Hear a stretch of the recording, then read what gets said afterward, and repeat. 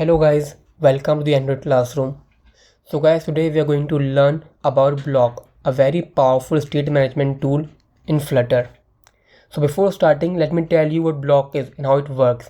So consider BLoC as a two-way stream. You send an event and that event is listened in your BLoC class, and there you do your logics, and then you send a state in a form of stream to the UI, and your UI listens to that state and shows the data accordingly. Now skip the theoretical part and move to practical. So here's what we are gonna build. So we're going to build a very simple and basic app. What it does, it predicts our age on the base of our name. So whatever I type here, if I type for example Samir and I click on this predict age button, it will call an API in the background and then predict your age on the base of this name. So this app we are going to create using our BLoC state management tool. So let's get started. So create a new Flutter project and add these libraries in your prospect.yaml file. Flutter BLoC, HTTP and BLoC. These will be used. And before starting, I would highly recommend you all to use this extension in your VS Code. The extension is BLoC. Simply type BLoC in the extension section of the VS Code and install this extension. This one.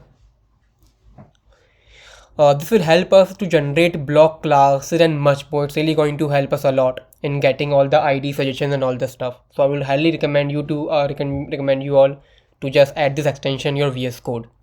So now let's get started.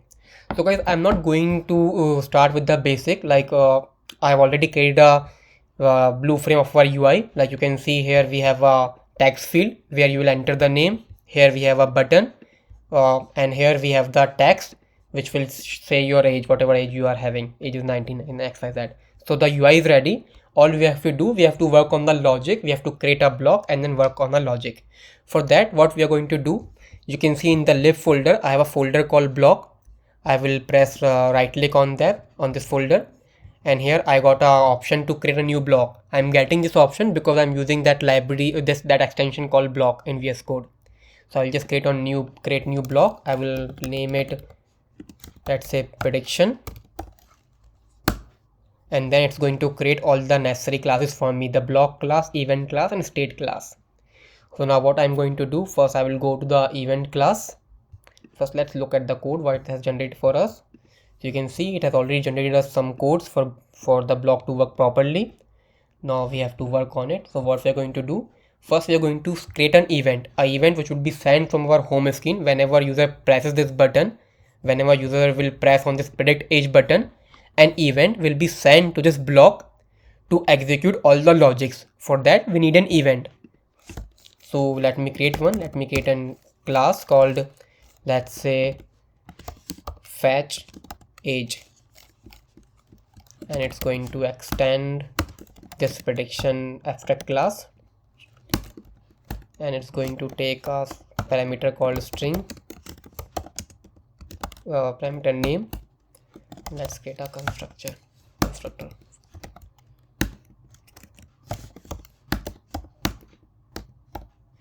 So here we create an event.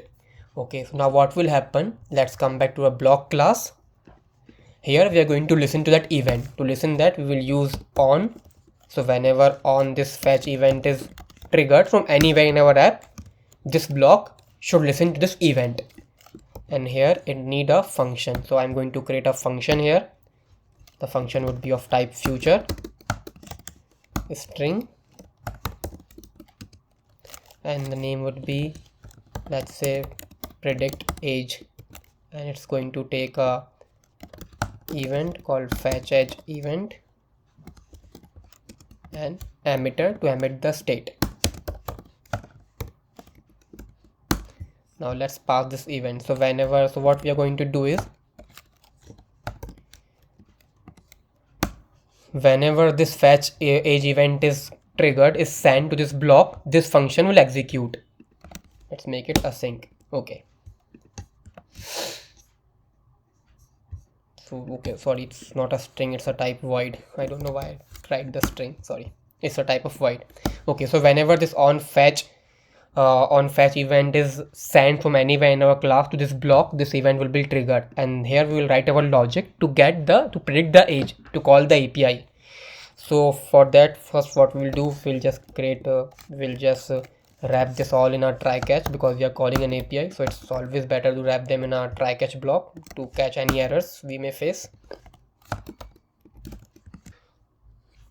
Okay, so we are listening to this event now, but what about sending an event or sending an state? If everything goes right or everything goes wrong, then we need to send something to the UI, correct? For that, what we will do, we will create some states in our state class. I will create a multiple state in our state class, prediction state class. The first one would be success state. It's going to extend our prediction state, and it's going to take a, sorry, it should be a final. It's going to take a string called age. Let's create a struct for here also, this dot age. Then we are going to have a failure state, because maybe anything goes wrong, then what we're going to show, we have to show something to a user, so we'll have a failure state. It's also going to extend the prediction state. All the states are going to extend the prediction state, and it's also going to have a string error message. Let's get a constructor for it. And lastly, we are going to have a loading state, because we want to show something to our user while our API is taking time to get the age, to predict the age. We want to show some loader or something like that. For that, we are going to use loading state. It's also going to extend the prediction state. Okay, so our states are ready. Now we can completely work on our logic. So okay, so let's come back to our logic. Let's first get the name from the event. Event name equals to event dot name. Let's get another variable for age, which is going to be undefined by default, or empty string by default. Let's say it's going to be empty string. Okay, now the next thing what we are going to do is we are going to use an API to get the age prediction. So what I'm doing is I'm using this open source API called api.agify.io, which takes a name in a query parameters and returns this response with age and count and other stuff. So that's the age is the variable which we need, and it's a simple basic API. So we are going to use this API. So let's just copy it here, copy it from here. So firstly, to use an API, we need to use our HTTP package. So let's import our HTTP package, http and use as HTTP as always. And now we can make the request. So we'll just create a variable called response equals to, let's await it, and then http dot get. It requires a URI, so we'll just use URI.parse to parse this URI which we just copied. And instead of this name Samir, we are going to use the name we are getting from our event, and in this response we are getting all our response data. Next thing what we have to do, we have to extract this age variable from this response body. So for that, what we can do, first that create another map, final body equals to response dot, JSON decode response dot body. So it's going to return us a map of string and dynamic. Okay, next thing what we need to do, we need to check if body dot age is unequals to null. Then what we are going to do, we are going to say age equals to your age is, and dollar bracket open close body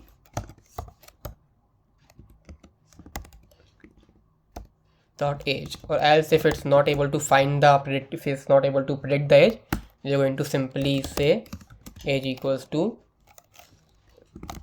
we could not predict your age. That's it. Now we got the age, we call the API response, we got the age. Now we can emit the state, we can emit the success state. Like this, both are success state. Either we are getting the age or we are not getting the age. It's not an error from our side. If we are not getting the age, it's an error from our API. So we'll just emit the success state. Here we'll just emit the success state. And if anything goes wrong, if our API comes on a catch block, then we are going to emit our failure state. And the error message is going to be let's say something went wrong. Okay, now we have not used our loading state. So what we will do before calling this API, we will just emit our loading state so that we can show a loader in our UI. So that's it. These are the only code we have to write in our block. Now we can come back to our UI, our home page, and use our block. For that, first what I'm going to do is I'm going to create a variable object of my block, of my prediction block, and I will name it block equals to prediction block. Whenever someone clicks on this button, I'm going to add an event to my block, and that event is going to be fetch age, and here I will pass the age. Okay, so so whenever someone clicks on this predict age button, the fetch age will be triggered in our block. Now the next thing what we're going to do, we have to create a block provider so that this widgets can be aware of like or to which block they must listen. For that I will click command period, and I will get this, my ID will show me to create a block provider. I will wrap this widget into a block provider. Here I'm going to pass my this called block, and let me import the Flutter BLoC package. Okay, so now we have imported the block provider. Now this context is aware of which block we are using. Now what we need to do, we need to use one more widget provided by block, that's called block builder. Okay, so as you all know, only this text widget is going to be changed. These widget won't be changed whenever we click this predict age button. The button would be same as it was before, and even enter your name and all the other widgets would be same. There won't be any change in all the other widgets. We only need to rebuild this text widget. For that, what we can do, we can wrap this text widget inside our block builder.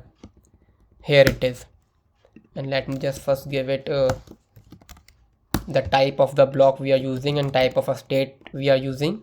Okay, so what this block builder does, each time a block emits a state, like whenever this states are emitting, this function will be recalled. It will rebuild this text widget. Whenever a new state is emitted in our block class, in this class, it will rebuild our widget, and we get the current state with the builder. So what we can do, we can here create a check. If we say state is, we say loading, like we are loading something, then what we can do, we can just return the circular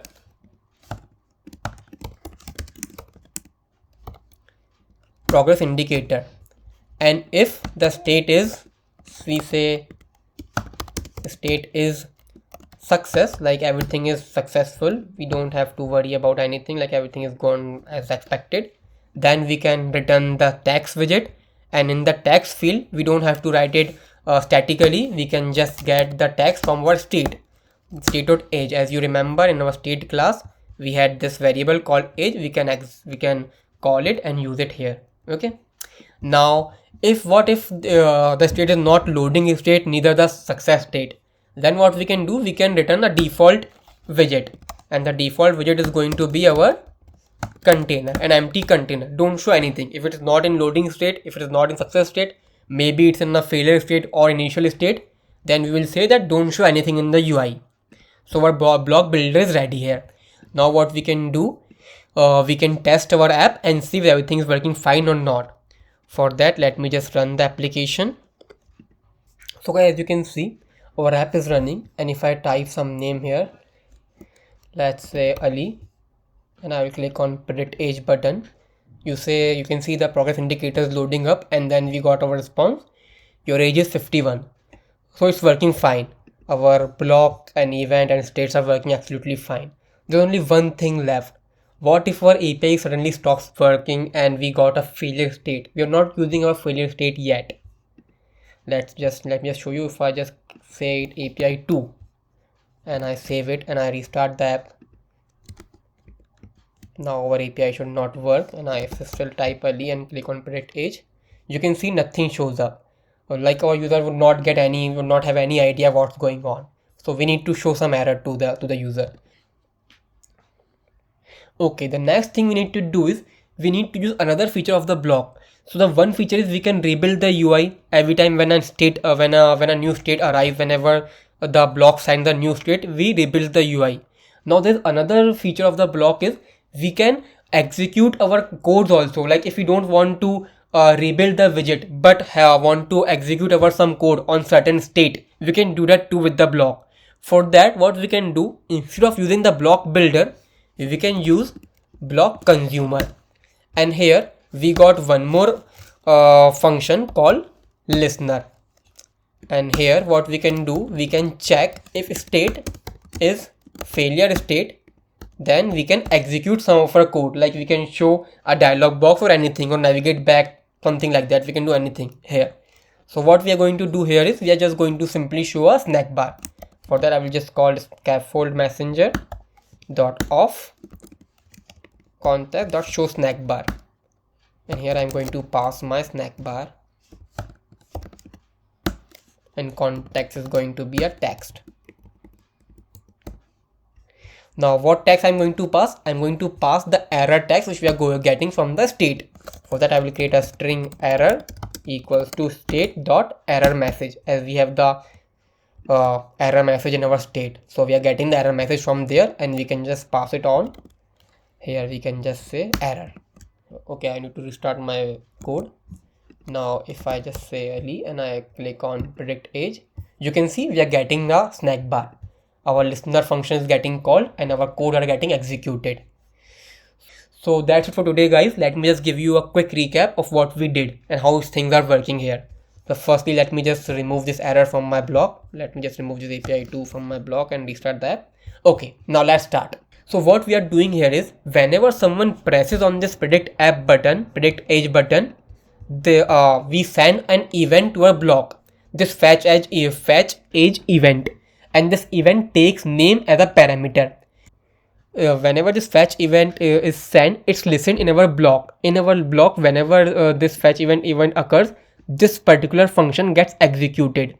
Whatever function we pass it over here, this function must accept an event and emit as an parameters. Okay.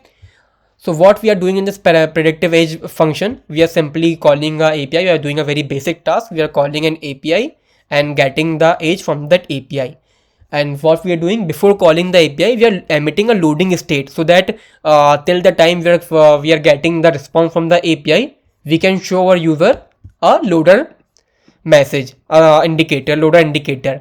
So whenever we are able to get the age successfully, everything goes fine as our plan, we emit a success state. And whenever this builder listens to the states, whenever it listens for a success state, it returns this text widget, and this text widget contains our age parameter. Okay, and if anything goes wrong, if the API is not working or anything, if there is a parsing error or anything else, anything goes wrong, then what happens?